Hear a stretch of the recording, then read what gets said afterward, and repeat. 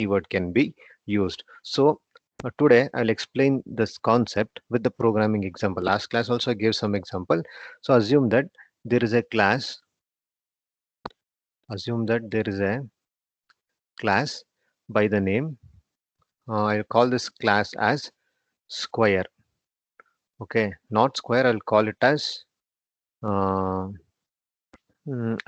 as let it be square only. Let it be square only. I'll call this as square, and this will contain two values like length and breadth. We'll take it as the sides only. But so we'll generalize this. Then let's not be square. We'll call it as a shape. So a general geometric shape which is having two sides, which is having two values or two variables, length and breadth. So if I want to create a constructor for this, if I want to create a constructor for this, um, I will expand this. Let us give the meaningful name length, comma breadth. So I'll create a constructor for this. I'll create a constructor for this. I'll create a constructor for this, and it will take the parameters like length, breadth. So what I will do, length I will assign L, breadth I will assign B. The value B will be assigned to breadth, L will be assigned to length, and here I'll write it as something called void. Here let it calculate the area. So that will be integer result is equal to length into breadth. So after that, let it print that. Let's not worry about that. So now this is a super class. This you take it as the super class. This is my super class. Now I will create one more subclass by the name cube. I'll give the name of the subclass as cube, and I'll extend it from the class called shape. Now this is my subclass. This is my subclass. So now what I will do means when I do the inheritance relationship, when the class cube is extending the shape class, it is getting the variables length and breadth of shape class. It is getting the values initialized from the shape class, and also it is getting the function area. So now what I will do means here I will also create a constructor for cube. How to create the constructor for cube means cube. So cube means we will calculate the volume. Here we will calculate the volume which is given by length into breadth into height. So volume will be calculated by length into breadth into height, which we will store it in integer volume. VOL is equal to length into breadth into. See, program we will write. I'm just explaining this. So now cube cube will also contain cube also. This cube constructor is also initialized with three variables. One is length, one is breadth, and the other one is length, breadth, height. After that, after that, length will be initialized to L, breadth by B, and height. We are using the height variable um, called H here. So here we are using a new variable called height. So this subclass called cube, it is having a new variable called height, and already the known variables like length and breadth, they are taking it from the super class. So since we have created the inheritance relationship, so but what is the drawback here, or what is the disadvantage here means, see here, here also you are calling a constructor, and here you are initializing the length and breadth values. Here also you are calling a constructor, and you're initializing the length value, breadth value. So this type of initialization is not efficient. This is not efficient. So if you do like this, it is duplicating the code. In the superclass also, you're calling the constructor and you're initializing length and breadth. In the subclass also, you're calling the constructor. Here one in the superclass shape, so constructor is taking two parameter. In the subclass, the constructor is taking three parameters. Here what it is doing means it is duplicating the values that is available in superclass. Here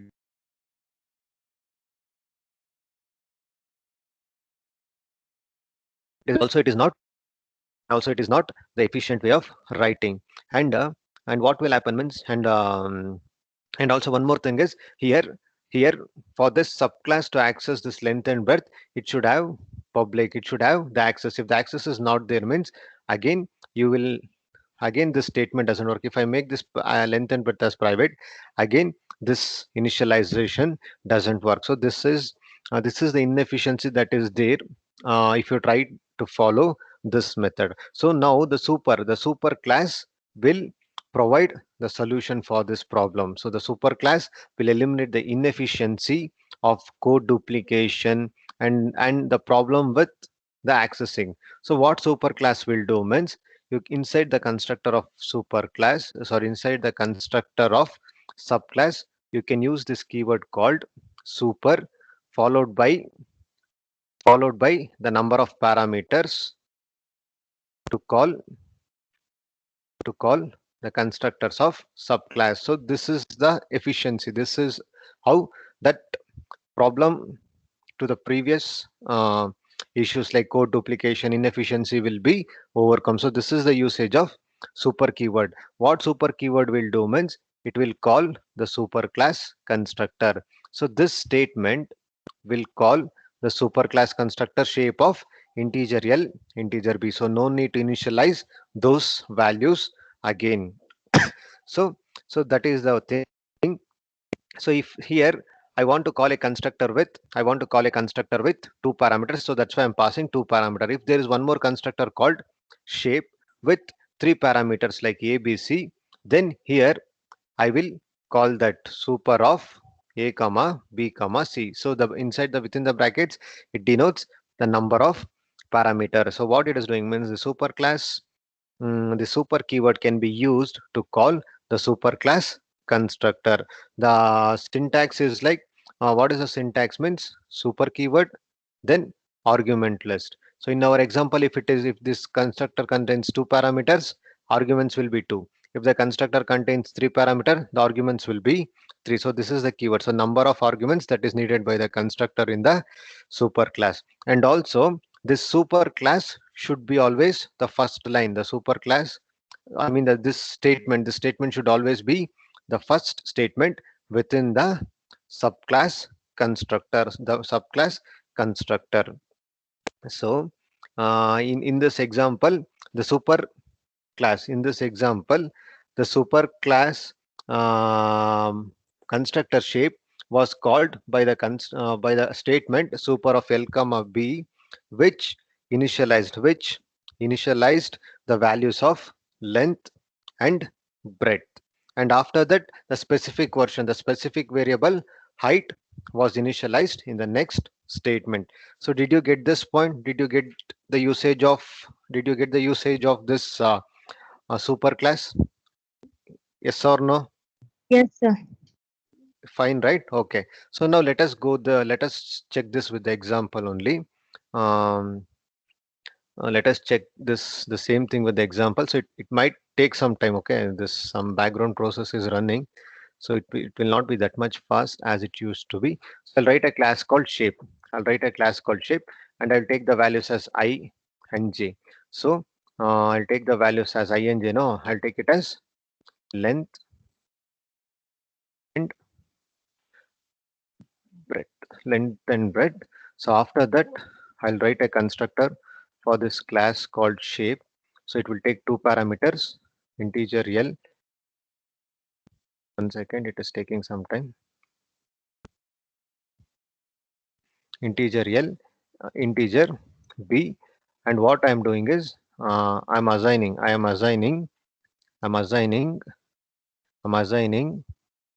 length to the value L, breadth to the value B. So after this, I'm creating a subclass. I'm creating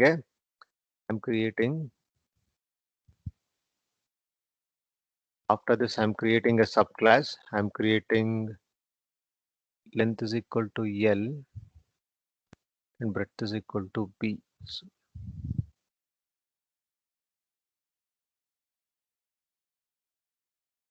after this, I'm creating a subclass.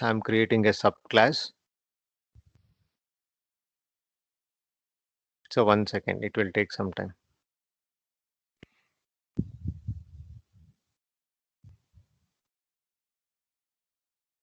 After that, I'll create a subclass.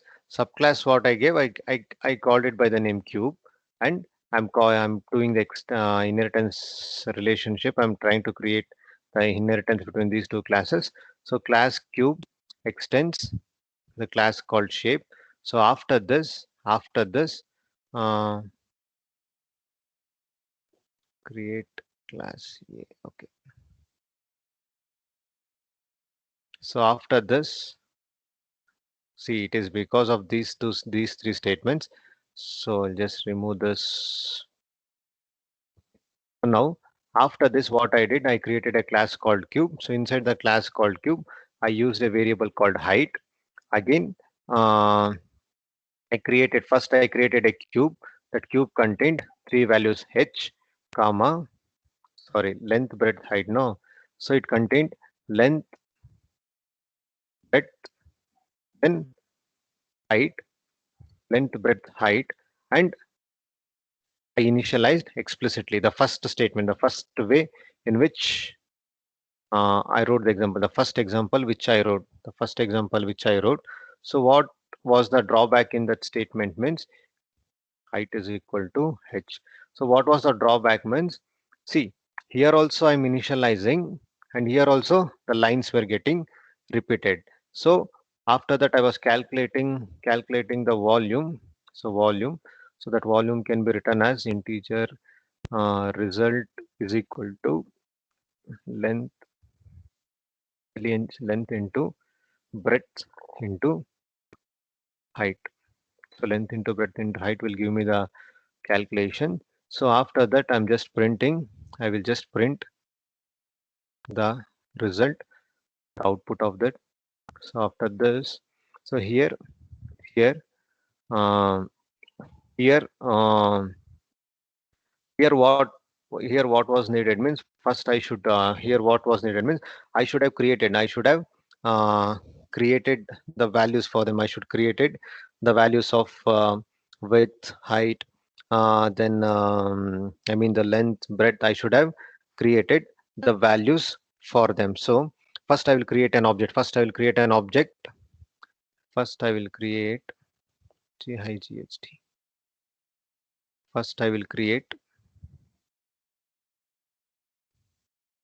so class cube length, breadth, height.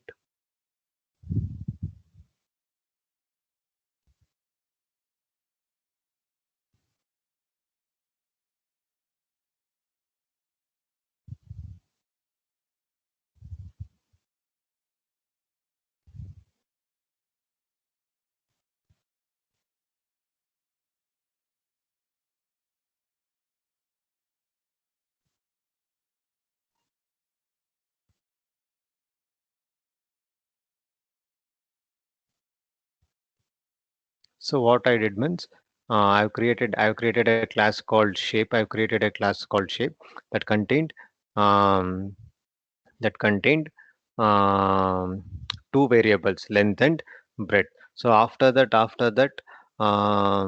what I did, I just created a parameter. I just created a constructor which is taking two values. So even I will create a default constructor also. Default constructor, it will do nothing. It will just remain as it is. So the default constructor, um, see, if you're not creating the constructor, it will be created by the JVM implicitly. But if you're creating any parameterized constructor, you should also create the default constructor also. So otherwise you'll get an error. So after that, I created a class called cube. I added a value called height, and for this class I'm initializing the value of length and breadth from from this line, from this ln with this length and breadth. Again I'm initializing in this cube class. So what will happen, so first I will create an object of cube class. Cube sees new cube. So I've created an object. I've created an object of this cube class. So now this cube class contains three values. I have to pass the constructor with three values: length, height, breadth. So I'll pass it with 10, 15, and 5. I'll pass it with 10, 15 and 5. So output will be somewhere 750 like that I will get. So after that I will call the display method, the volume method. So I'll call the volume method. I'll call the volume method. So today you might experience some delay. So from next class onwards, I think this will work fine. So volume function. So once I call the volume function, I'll build this.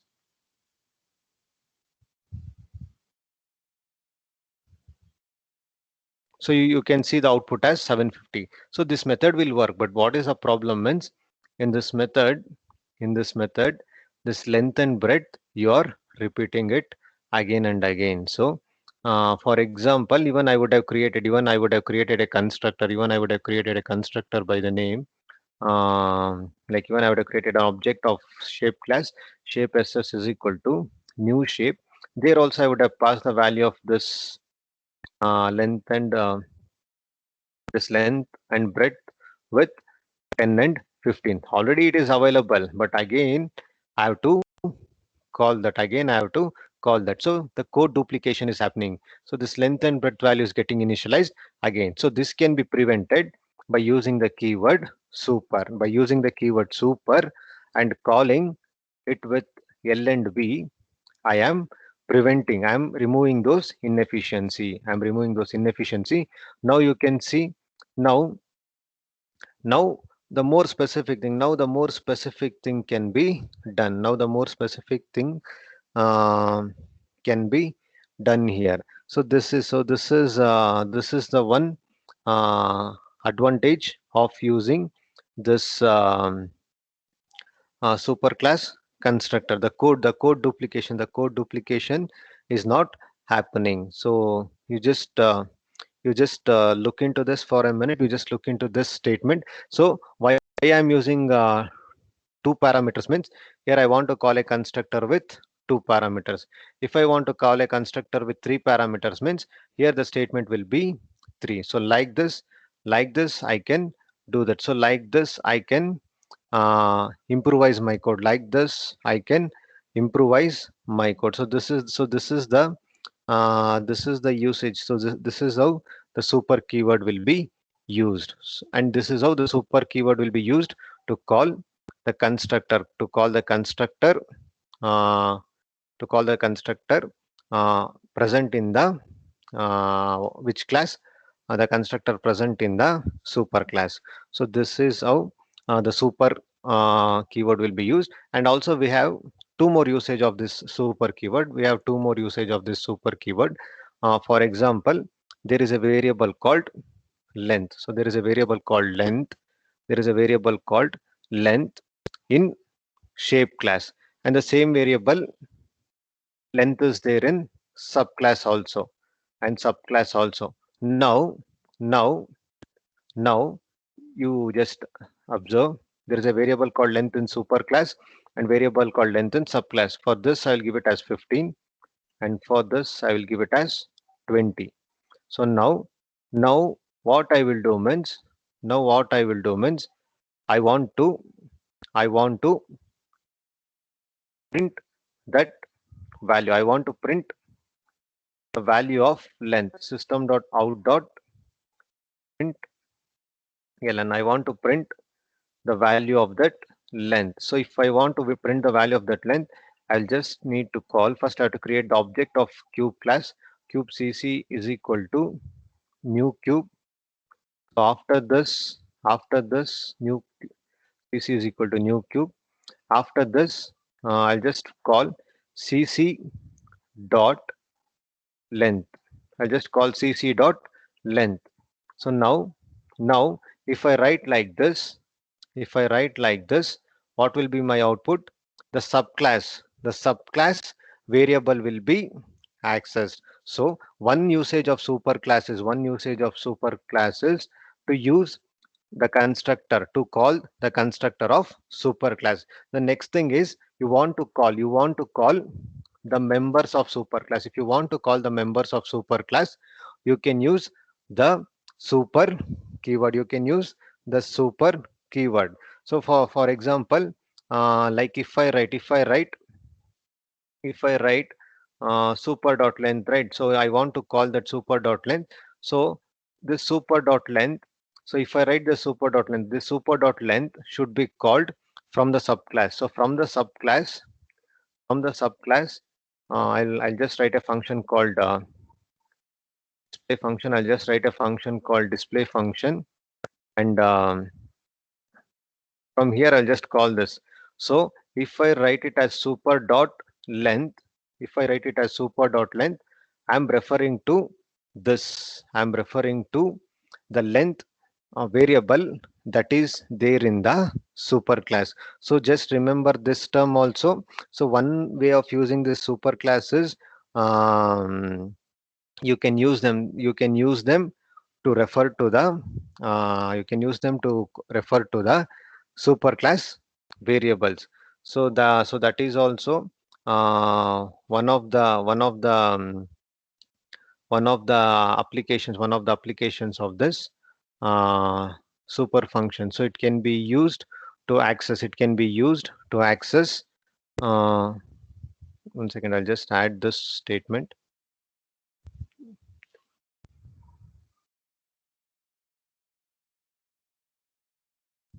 super dot length. So now I will just call the display function. Now I'll call the display function cc dot display function. So if I call the display function cc call display function, what will be my output? My output will be 15.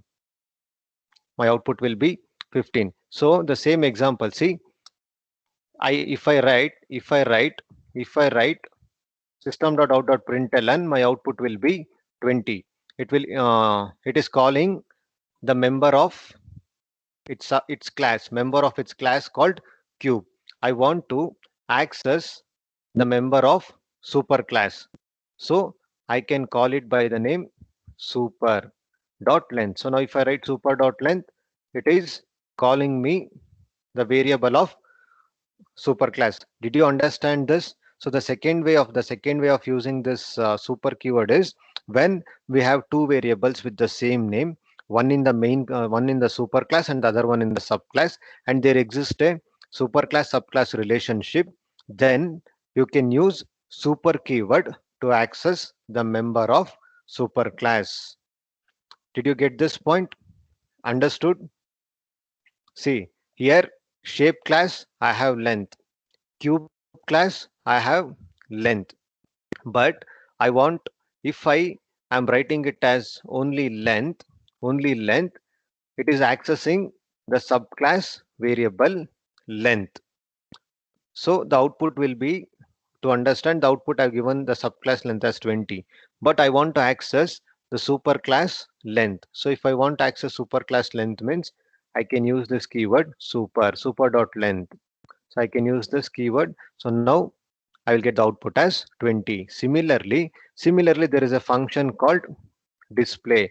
There is a function called display. So if there is a function called display, so I'll write some statement system dot out dot print ln. So system dot out dot println. This is superclass display. Superclass display. I'll write it as superclass display.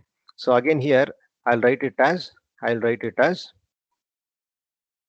subclass subclass subclass display. So now here if I call cc dot display, now if I call cc dot display, I'll get the output as I will get the output as subclass display. Now now I want to now I want to call this function. Now if I want to call this function means, so here I can call by this display function super dot display. By writing the super dot display, I can access the function of super class. So this is how. So this is the second usage. So this is the second usage of super. So the super class will always refer to the super class members, in which, see, for this, in our example, cube is the subclass. What is the superclass for cube? The superclass for the cube is shape. So inside this cube, whenever you are using this super keyword, it will always refer to the its superclass. So this was the second form of super is like it will always refer to the superclass of the subclass in which it is used. Here I'm using the super keyword in a class called cube.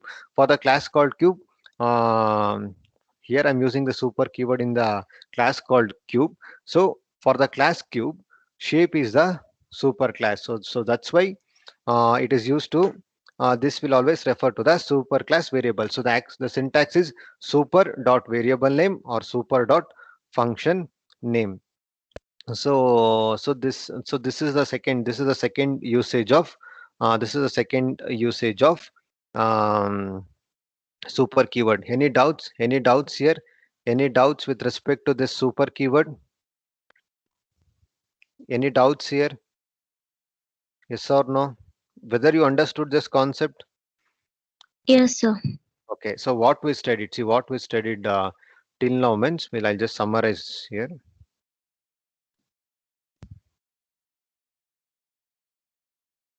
I'll just summarize now. Um, so, so we studied three things here. So one is there is one class called shape. There is one class called shape. So this class contained constructor. So constructor, a variable, and some function. And there was one class called cube. There was class called cube. So it also had its constructor, variable, function. So see here, it had a constructor with two variables. Now I wanted to initialize a constructor with three variables. But if I go by the regular method means these two variables were getting duplicated. So in order to call the constructor of shape class, I used a keyword called super with the number of parentheses uh, with number of parameters being written inside this brackets. For example, 2 comma 3, we'll assume that it contained two parameters. So there is a variable. So there is a variable in superclass. This is superclass. This is subclass. So there is a variable in a superclass. It is also having the same name, and variable in the subclass is also having the same name. If I just use the variable name, this subclass variable will be executed. So if I use the name, if I use the name, if I use the name, if I use the name, if I use the name super dot that variable name, then this, one second, that pointer is not getting displayed. Hmm. So if I write like that, then this variable, the variable which is there in the superclass will be executed. Similarly, functions. We have two functions. One function, one function, one function in the subclass, and the same function is there in the superclass also. So here, if I write only the function name, if I write only the function name, then subclass function will be executed. If I write super dot function name, then the function of the superclass will be executed. You remember super keyword means it will always refer to the superclass. So these are the three usage of super classes. Any doubts here? Any doubts here? Any doubts? No, sir. Understood? Understood, right? So Yes. next, okay, next we will just, so now till now we are studying about only one kind of inheritance, right? Now see, there is a class called A. There is a class called A. So for this class called A, I will create a constructor. I'll create a constructor and I'll call it as A class constructor. So there is a class called A. For this class called A, I'll create a constructor and I'll call it as A class constructor. And I'll repeat the same thing. I'll repeat the same thing. I'll repeat the same thing and I'll create a one more class called B. I'll create one more class called B and I'll create one more class called C. So I'm just renaming now class C. Class C. This I'll call it as C class constructor, B class constructor. So in this example, what I did means I created three constructor, class A, class B, class C. I created three classes. Class A, it is having one constructor. Class B is having one constructor. Class C is having constructor. So now I'm doing the extends relationship. Extends. So class A is the superclass. Class B is the subclass. for A and B. Similarly for class C and B, similarly for class C and B, B is my superclass and C is my subclass. So after this, I'll create after this, I'll create a class called C. I'll create a class called C. I'll create a class called, I'll create an object called C. So for this object called C, what will happen? So in which order will the constructors be called? So what I did means I created a class called A, and one constructor I wrote for this class. I created a class called B, and for this I wrote one constructor.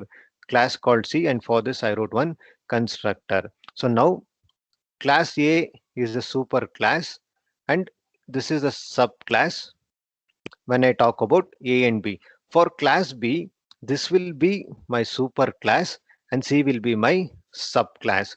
So class A is the super class and B is a subclass for that class A. And when I talk about B and C, B will be the superclass for C and C will be the subclass.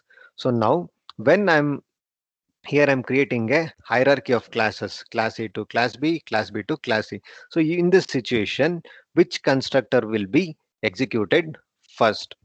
Whether the C class constructor will be executed first, or whether B class constructor would be executed first, or whether A class constructor would be executed first. So for this, you just run this program. You run this program. I'll just save this. I'll save this and I'll run this.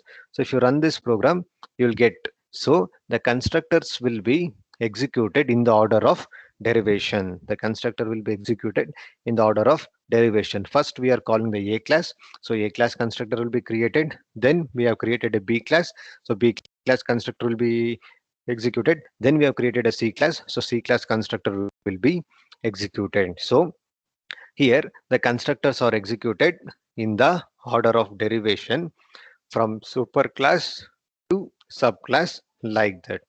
So this thing you should know. So in the constructors will be executed in the order of their derivation. So here A was a subclass, A was a superclass, B was a subclass for the superclass called A, and C was a subclass for the superclass called B. So even though I'm calling the C constructor first, even though I'm creating the object, even though I'm calling the C constructor first, the constructors will be executed in the order of their derivation, in the order of their derivation. Because the superclass doesn't have any knowledge of any of the subclasses, so any initialization that superclass needs to perform will be separate, so when compared to the subclasses. So always the superclass should be constructed followed by the subclass constructor. So this is how the constructors will be called. So any doubts regarding the order of calling the constructors? Any doubts regarding the order of calling the constructors? Understood? Yes, sir. Okay. So now see the same concept, we will just keep on adding the variations, that's all. So for example, there is a function called display function. So there is a function called display function. There is a function called display function. It will not have any return type. So I will call it as a class display function. So similarly, I'll write B class. So this is B class. No, here also function should be, the function will have the same name, B class display. Similarly, void disp C class display. So I've created three classes and three classes have function with the same name. The function with the same name. Here the function name is called as display. So now what I will do means I'll create objects, three objects I'll create. A is equal to new A. So this is the object of class A. B is equal to new B, the object of class B, object of class B. C is equal to new C means the object of class C. So after creating this, I'll just create a reference of class A. I'll just create a reference of class A. So after that, what I will do? After that, what I will do means I'll just I'll just create a reference of class A by the name. I'll give it as R. So because A and A was matching. So after that, I'll assign the reference with the A class object. Then I will call it as R dot my function name display R dot display. So the same thing I will repeat. I'll repeat. So R dot display. Second case, I'm assigning R with B object, and I'm assigning R with C object. So now see what we have studied means we know that whenever the function is having the same name, we know that the function that is there in the subclass will be executed. So here, if we go by that terminology, class A and class B are there.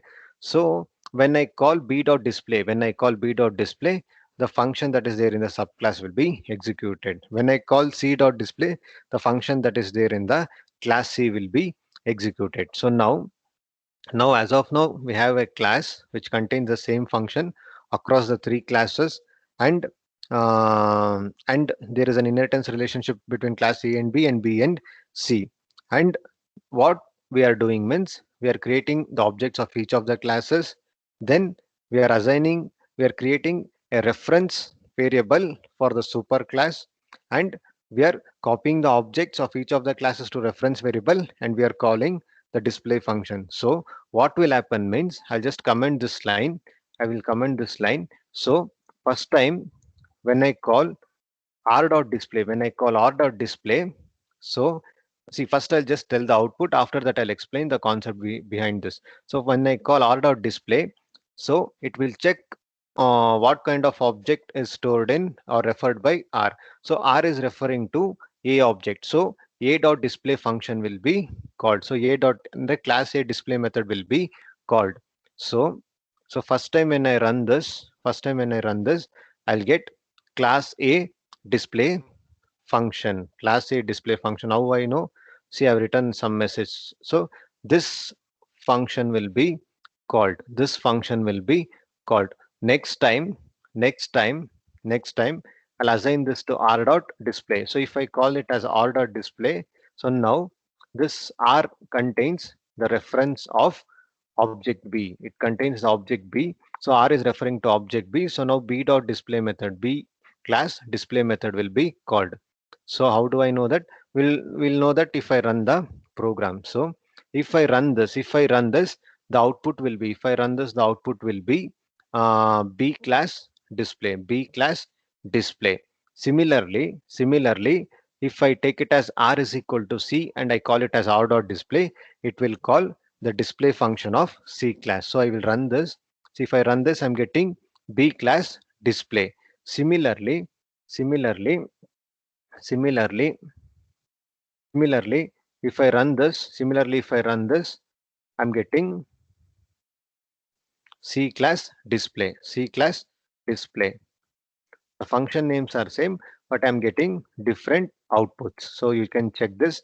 I'm getting three different outputs: A class display, B class display, C class display. Even though I'm calling the display functions, but those display functions are referred by three different objects, one time by A class, one time by B class, and the other time by C class. So what is this concept we are studying now? So what we are talking is, we are talking about a dynamic dispatch. We are talking about a method called dynamic dispatch. See here, you might be wondering when constructors are called means. So this is the order in which the constructor was called: A class constructor, B class constructor, C class constructor. So for this concept, I gave the example. So what is method overriding means? Uh, two functions are having the same name. When two functions are having the same name, the preference was given to subclass function. So that we will call it as method overriding. Superclass function is overridden inside the subclass. So that concept is known as method overriding. So I wrote a class called shape. I wrote one class called A and I wrote one class called B, and the display function in class A was overridden by the display function in the class B. So that concept is known as method overriding. So I explained this with the super example itself. So this is also the same thing. This is the same thing. Method overriding means the superclass functions will be hidden and the subclass function will be called. So that we will call it as overriding or method overriding. So now we are talking about dynamic method dispatch. So what is this dynamic method dispatch means? Um, see here, here, um, here the mechanism to the mechanism in which a call to a overridden method is resolved at the runtime. Meaning, so we have three functions. We have three functions here. We have three functions by the name display only. We have three functions by the name display only. So all these are overridden methods. Why overridden methods? They are having the same name. They are having the same name. So they are the overridden methods. See, class A is also having display function. Class B is also having display function. They are having the same name. Both are having the same name, and also there is an inheritance relationship between them. So those two are overridden methods. Similarly for B and C also. Similarly for B and C also, they are having the same name. So they are the overridden methods. So here this dynamic method dispatch means it is a mechanism in which call to these methods is resolved at runtime. It is resolved at runtime rather than the compile time. So here Java will determine which method Java will determine which method to be executed based on the type of the object being referenced. So here it will decide which method to be executed based on the type of the object to be based on the type of the object being referred. See here I was referring in this line I was referring the A class object. Here I was referring to the B class object. Here I'm referring to the C class object. So that's why when I refer to the A class object, I got the A dot display class A display function. When I refer to the B class object, I got the B class display function. When I refer to the um, C class object, I got the class C display function. So here the determination like which method to execute is decided based on the type of the object being referred at that time when the call occurs. So so here the main thing is the type of the object is determining which which version of the overridden method will be executed.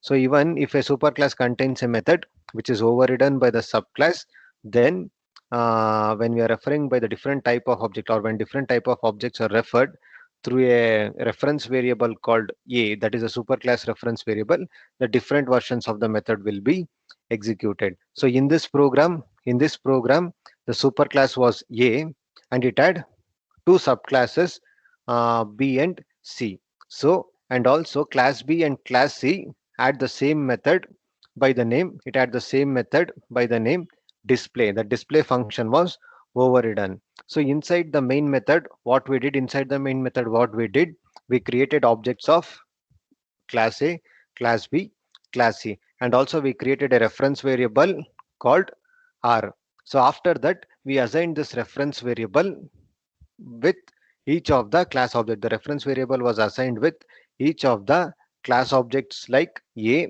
B, and C. So after that, we started calling the methods r dot display. So what happened based on the object that is being referenced, those methods were called. So this we will call it as dynamic method dispatch. Dynamic method dispatch. So any doubts here? Any doubts? Any doubts? Understood? Whether you understood this concept? Yes or no? So this is used in Yes, sir. runtime polymorphism. This is used in runtime polymorphism. Okay. So okay. So what we learned today? So what we learned today? So let us revise that for a minute. Let us revise that for a minute.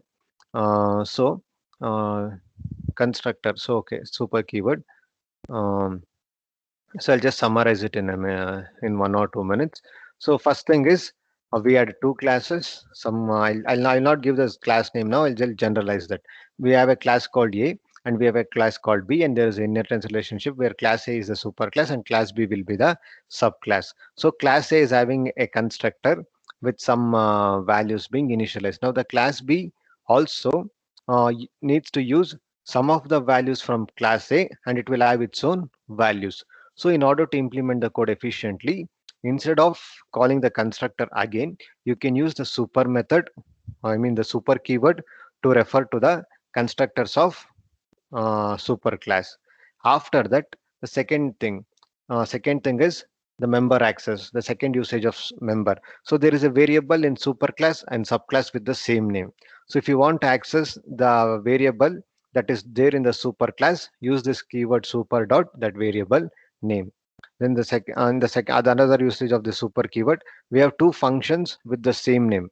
See, when two functions are there with the same name in two different classes and there is a superclass subclass relationship and there is an inheritance relationship means, then the function that is there in the subclass has overridden the function that is there in the superclass. That we will call it as method overriding. In simple terms means, if you have a display function in superclass and subclass, when I call the display function, the function that is there in the subclass will be executed and the function that is there in the superclass will be ignored. So the preference will be given to subclass function. So this concept we will call it as method overriding. So now you want to call a function that is there in the superclass. So for that you have to use the keyword super dot that function name. So this we will call it as uh, the another usage of super keyword. So next is creating multi-level hierarchy. So multi-level hierarchy means we created three classes where class A and class B was related through the inheritance. A extends A, it was a superclass, B was a subclass, and class B and class C was related to each other, where B was a superclass and C was the subclass. So we created an inheritance relationship between three classes, which we call it as the multi-level hierarchy. So C was a subclass of B, which where B was a subclass of A.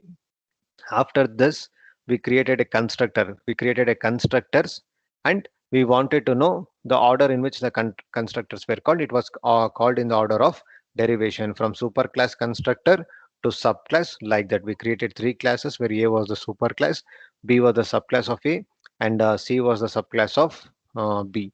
So first A class constructor was called, then B class constructor was called, and then C class constructor was called. So after this method overriding, we know that dynamic method dispatch, where the functions were same in the three classes.